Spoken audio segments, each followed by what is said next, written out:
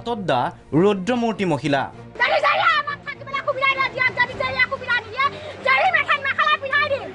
ৰাজ্য চৰকাৰৰ বিয়াগম জলসিঞ্চন বিভাগৰ অভিযন্তা ঠিকাদাৰক কাটিবলৈ খেদি আহিছে এগৰাকী মহিলাই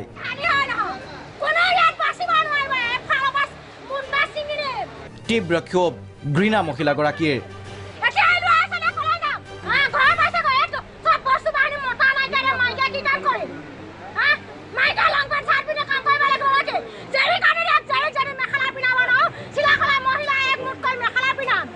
ঘৰ মাটি ভেটি হেৰুৱাই দিগ বিদেশ হেৰুৱাইছে এগৰাকী মহিলাই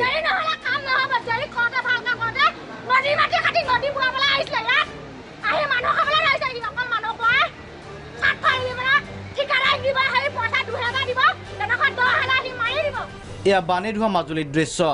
বছৰৰ প্ৰথমটো বানৰ কবলত পৰিছে নামনি মাজুলীৰ বৃহত্তৰ অঞ্চল সোৱণশিৰি আৰু খেৰকটা নদীৰ বাঢ়নি পানীয়ে বুধবাৰে উটুৱাই নিলে 1,75 লাখ টকীয়া স্লুইচ গেট ফলত নামনি মাজুলীৰ কুৰিখন গাঁৱৰ 1200 হেক্টৰ কৃষিপথাৰ প্লাবিত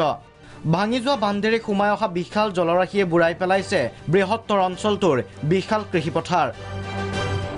পৰিণতিত কৃষিজীৱী ৰাইজৰ হাহাকাৰ বিভাগৰ দায়িত্বহীন কৰ্মকাণ্ডত ক্ষোভিত ৰাইজ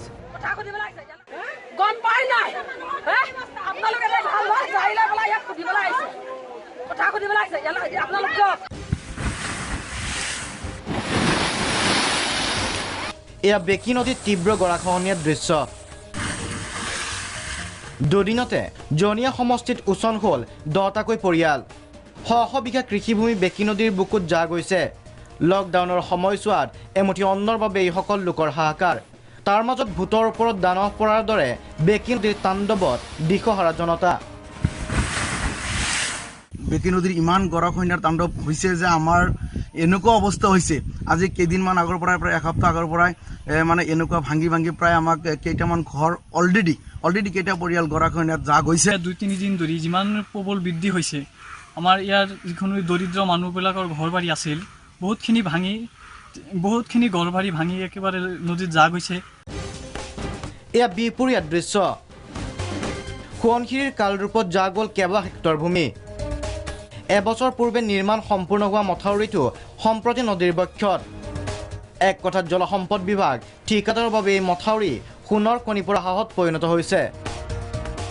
কিন্তু বছৰ জুৰি নৈপৰীয়া জনতা চৰম নিৰাপত্তাহীনতাত বৰ্তমান এনেধৰণৰ